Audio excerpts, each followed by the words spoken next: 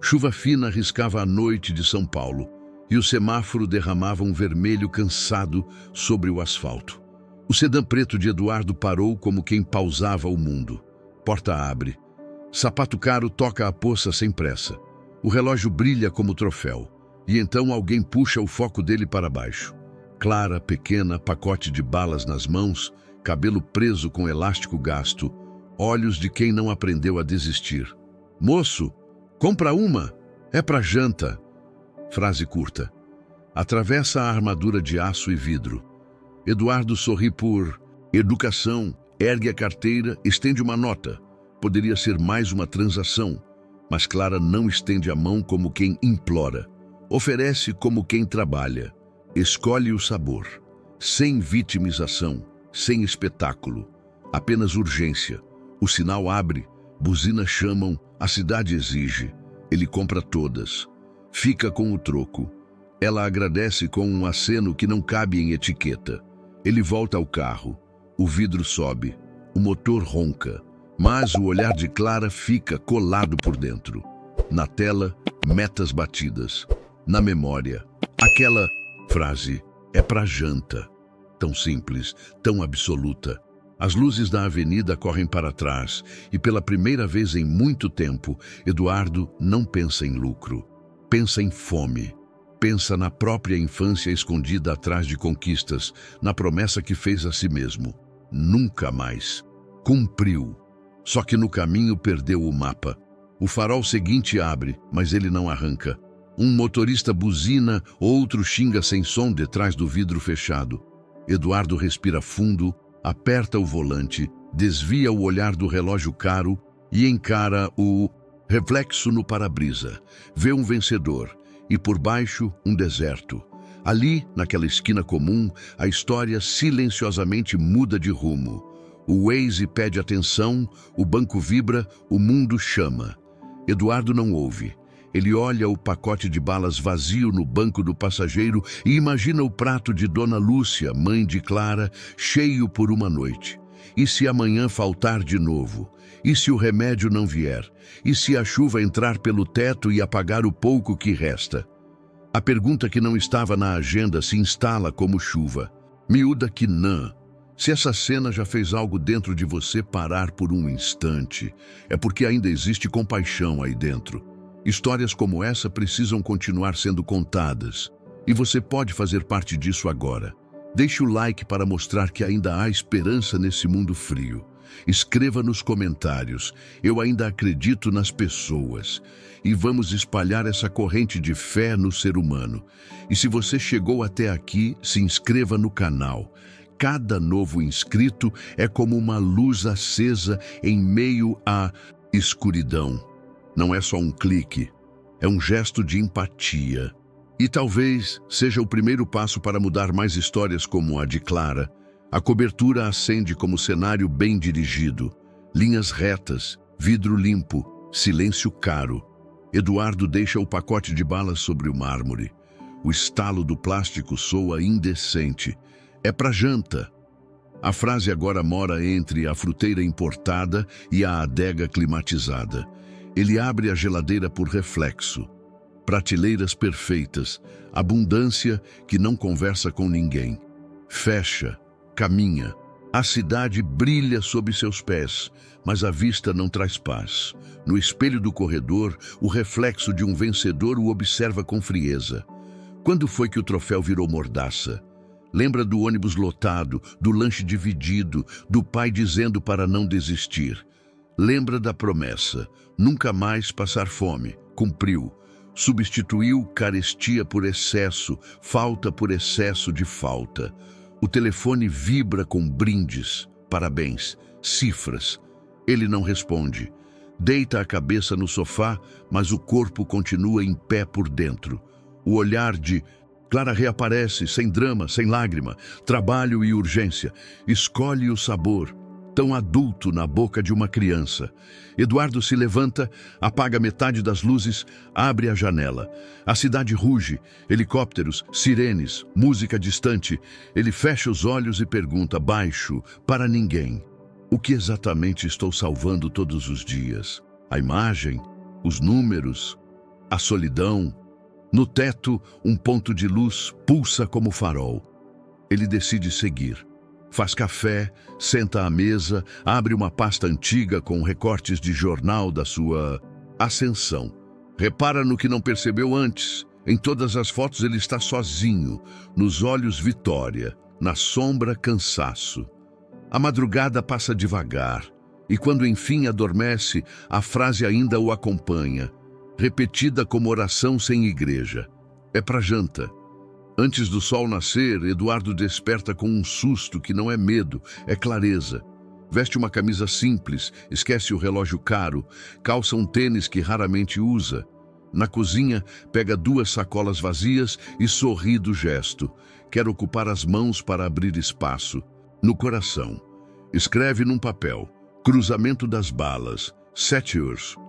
Cola no próprio monitor, como se fosse meta. Ao sair, apaga a última. Amanhã nasce sem cortesia. O céu de São Paulo pesa chumbo e a pressa corta as esquinas. Eduardo estaciona a 2 quadras do cruzamento e segue a pé, atento aos rostos. Ambulantes montam tabuleiros, motoboys riscam a pista, crianças trocam figurinhas na calçada molhada. Viu uma menina vendendo balas por aqui?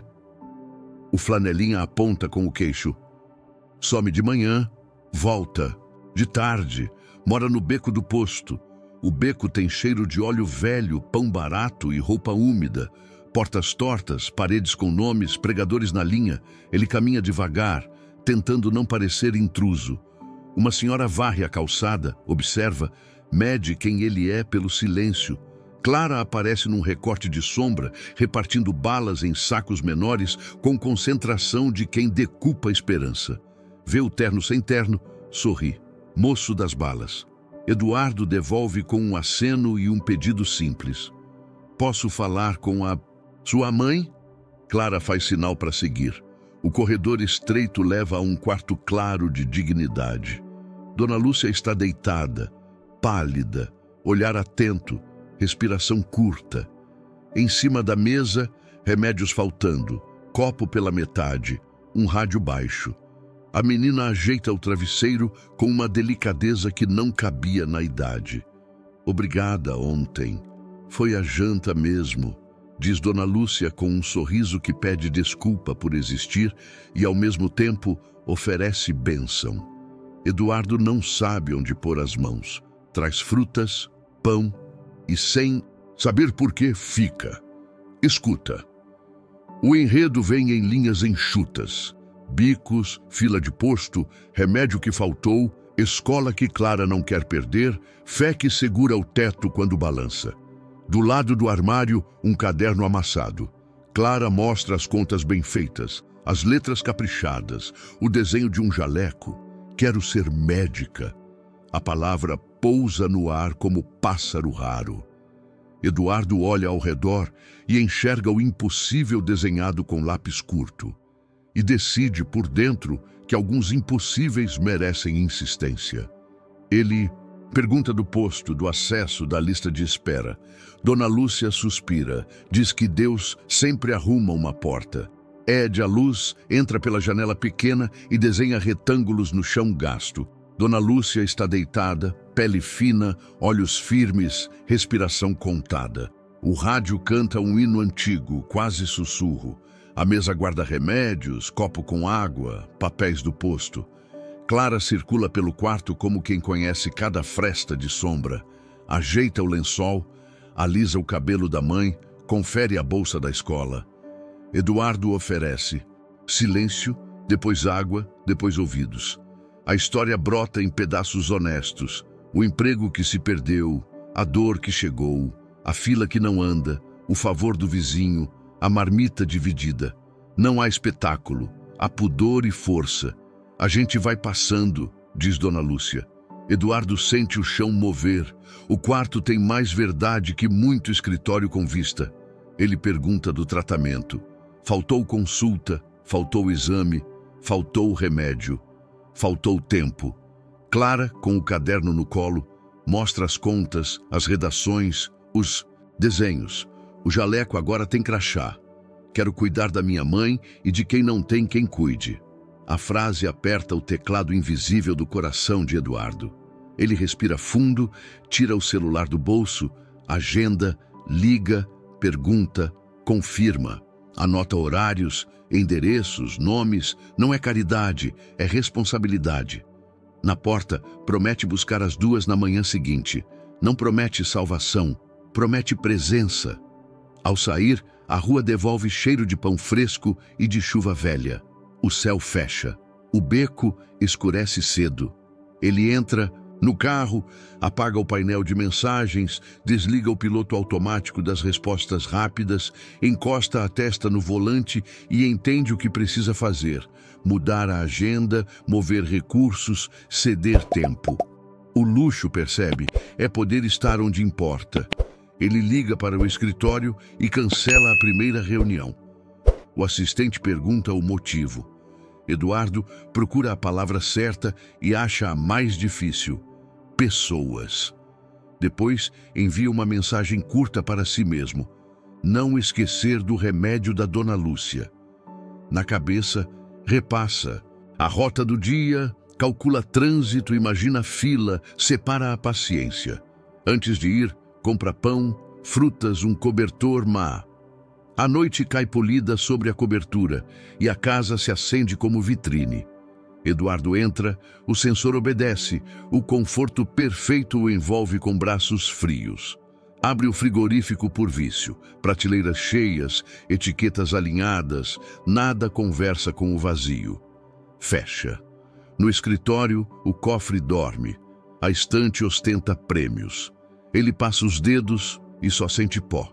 Pega o celular, escreve doar, apaga, escreve investir em gente, sorri da própria defesa, entende que precisa de menos planilha e mais chão, senta no chão, encosta a cabeça na parede, deixa que um choro antigo encontre saída.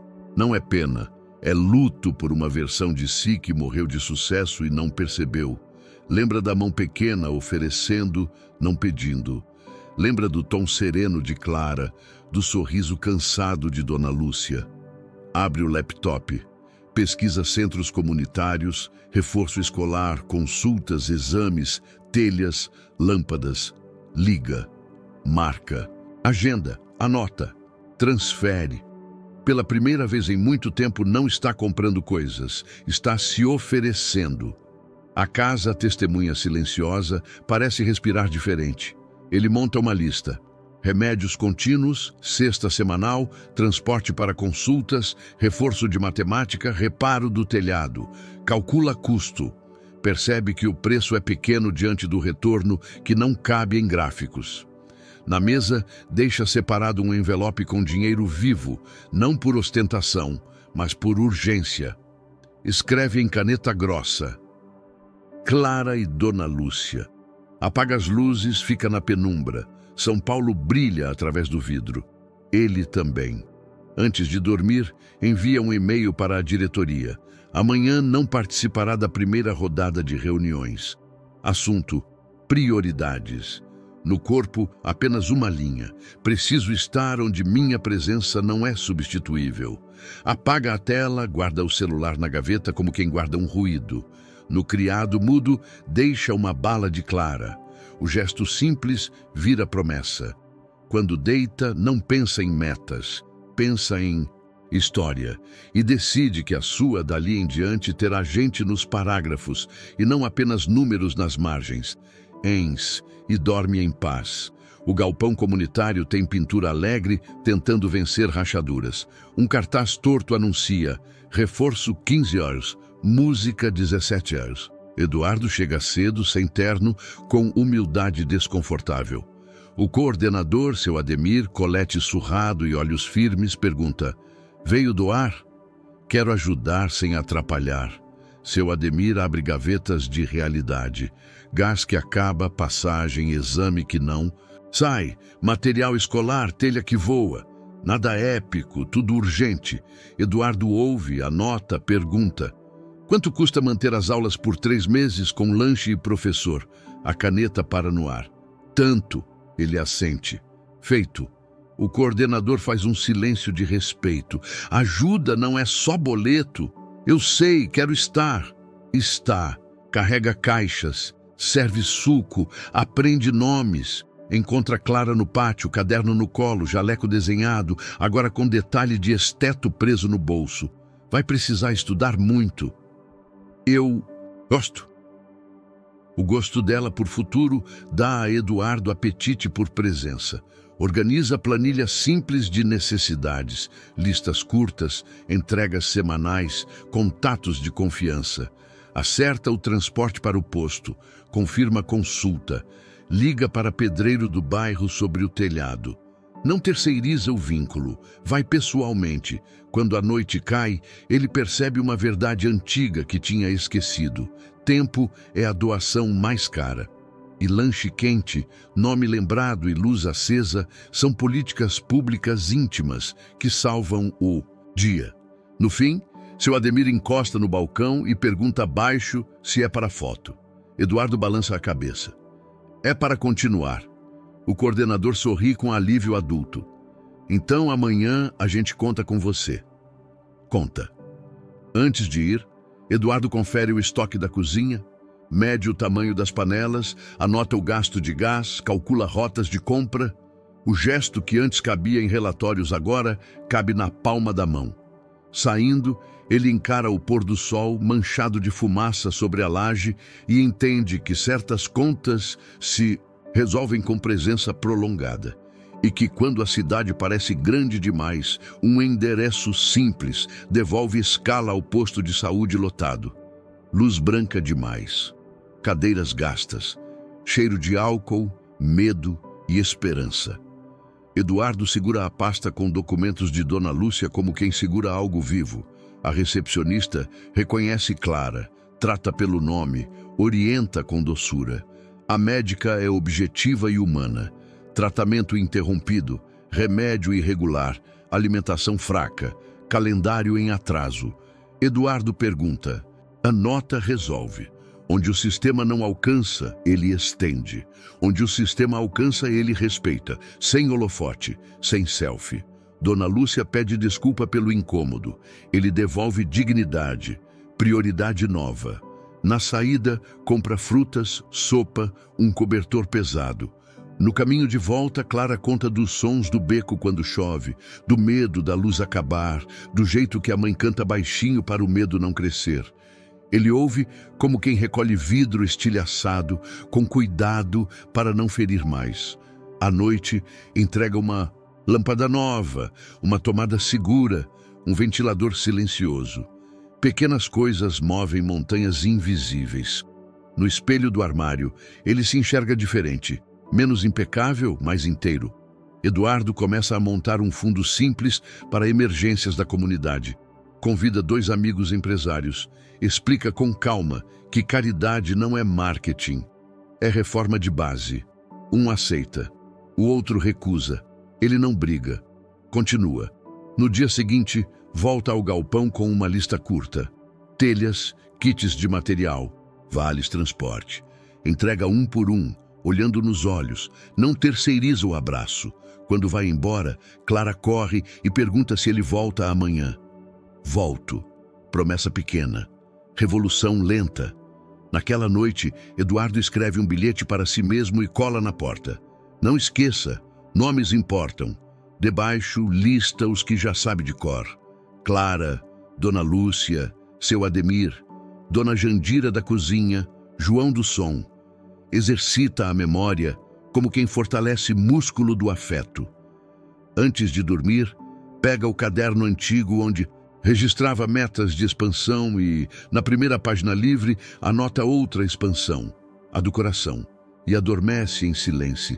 Segunda-feira abre em vidro e aço, sala de reunião com vista, telão, gráficos, expansão, aplausos contidos. Eduardo assente, decide, acompanha. Até que alguém fala da imagem social da marca. Palavras vazias caminham sobre a mesa. Ele respira, pede um minuto e descreve o beco. Clara, Dona Lúcia, o posto, o galpão. Sobrancelhas sobem. Um diretor pigarreia. Assunto paralelo. Outro sugere descrição estratégica. Eduardo sente o velho impulso de voltar ao seguro. Permanece. Quero tempo livre na agenda e porcentagem fixa do lucro para um fundo permanente na comunidade, sem propaganda. Silêncio denso. Números se mexem, planilhas franzem a testa, alguém protesta. Vai afetar metas. Ele sustenta. Se não fizer sentido para a gente, não fará para o mundo. Reunião termina fria. No elevador, o espelho devolve um rosto menos maleável. No estacionamento, o motorista pergunta o destino. Beco. O carro acelera e São Paulo, do lado de fora, parece aprovar com neon e vento. No caminho, Eduardo envia 3 mensagens. Uma para seu Ademir, confirmando compras. Outra para o contador, criando o fundo. Outra para um cliente grande, propondo parceria para o reforço escolar. A resposta do cliente chega rápida. Não é nosso foco. Ele agradece do mesmo jeito. Segue. Às vezes, o conflito verdadeiro não está na pobreza, mas em quem fatura com a distância. Eduardo escolhe encurtá-la, mesmo que pague caro em prestígio entre iguais. Chegando ao galpão, ele vê Clara ensinando uma colega a somar com tampinhas de garrafa. Fica à porta, quieto, apenas olhando. Entende que o projeto mais ambicioso que já tocou tem cheiro de feijão, som de lápis e risada de criança. À noite, escreve um e-mail curto para toda a empresa. Metas mantidas, prioridades alargadas. Anexa uma planilha nova, sem logos, necessidades da comunidade, prazos, responsáveis. E, no rodapé, uma linha que nenhum investidor pediria. Cuidar é política de longo prazo. Depois, desligue ao computador. Guarda o celu chuva grossa, bueiros cansados. O beco vira rio curto, marrom, nervoso. Eduardo corre com guarda-chuva aberto e medo fechado no peito. Clara aparece rindo do perigo, como quem já negociou com o destino. Entra, moço! A água invade o corredor, sobe pelos calçados, esfria os ossos. Vizinhos se ajudam. Mãos erguem móveis, braços salvam cadernos, dedos desligam tomadas. Eduardo tira o blazer e cobre Dona Lúcia. Chama carro por aplicativo, coordena a evacuação improvisada para o galpão, que agora é abrigo, colchonetes, sopa, roupas secas, voluntários em urgência. No caos, Clara abre o caderno salvo, alisa as páginas, sorri como quem resgata um tesouro. Ele percebe, aquilo é futuro protegido. Mais tarde, noite dentro, o galpão respira junto. Crianças dormem, senhoras conversam baixo, a chuva cansa. Eduardo lava pratos, limpa chão, carrega caixas. Ninguém aplaude, ninguém fotografa. E, justamente por isso, tudo é verdadeiro. Quando a tempestade passa, algo fica, uma ponte, entre mundos que fingiam não se ver. No dia seguinte, cresce a fileira de necessidades. Ele aprova, compra, entrega. Seu Ademir lhe dá um abraço curto e firme, desses que substituem um discurso. Dona Lúcia segura a mão dele e diz que está melhor, que o corpo tem memória de cuidado. Clara, exausta e feliz, pergunta se a escola vai reabrir. Vai. Eduardo oferece carona. Ela aceita e no banco de trás recita, baixinho, uma redação sobre tempestades que lavam a cidade e revelam as ruas que realmente importam. Na volta, ele caminha pela laje ainda úmida, observa o horizonte recortado por antenas e fios e entende que a cidade tem mais pontos de luz do que se vê do alto da cobertura. Alguns brilham perto do chão. Ele decide manter o abrigo pronto para as próximas chuvas, com protocolos simples e telefones de plantão. Cria um grupo de mensagens que não vira vitrine, vira ferramenta. E percebe, com alívio, que sua vida finalmente cabe numa frase que aprendeu com Clara: trabalho e urgência e retorno. Meses depois, a casa de Clara e Dona Lúcia está seca, telhado novo, parede com cor que não desbota a esperança. A saúde melhora, a escola floresce, o reforço vira rotina. Eduardo não parou. Fundo com outros empresários, transporte para consultas, micro-reformas, acompanhamento, nada de outdoor, muito de gente. Na exposição de ciências, Clara apresenta um cartaz sobre prevenção de doenças e explica com brilho sério por que conhecimento salva. Eduardo assiste ao fundo, mãos nos bolsos, tentando conter um orgulho que não lhe pertence sozinho. No fim, ela o chama ao quadro e escreve, grande a palavra que juntou tudo, presença. Na formatura do semestre, Dona Lúcia vai de vestido simples, cabelo preso, olhos vivos. O auditório aplaude. Clara respira, lê um texto que começa com o farol vermelho e termina com uma mesa posta. Riqueza é quando a vida da gente melhora a vida de alguém. Silêncio. Breve. Mar batendo por dentro. Aplauso que enxuga o ar. Eduardo não sorri para câmeras. Sorri por dentro. Do lado de fora, São Paulo continua veloz. Do lado de dentro, ele encontra paz. Ao chegar em casa, apaga as luzes da vitrine e acende a do quarto. Pega o caderno antigo e escreve uma última meta: manter o coração aberto. Se você ficou até aqui, leve essa história com você. Olhe para o próximo farol. Há claras por toda parte. E quando uma mão pequena oferecer mais do que um doce, não fuja. Aceite o convite. Vire parte do enredo. Compartilhe, comente, espalhe. Que essa cidade tenha mais presenças do que vitrines. E que a sua história, antes de falar de metas, fale de gente. Às vezes, a chave do cofre está num pacote de balas segurado por dedos pequenos, num corredor apertado, num nome chamado pelo nome. Se tocar você, faça algo hoje, agora, porque propósito é prazo vencido e a cidade inteira pode mudar quando um coração decide voltar para o lugar onde o sentido mora. Comente o que essa história acendeu em você, comparte, e com alguém que precise de coragem e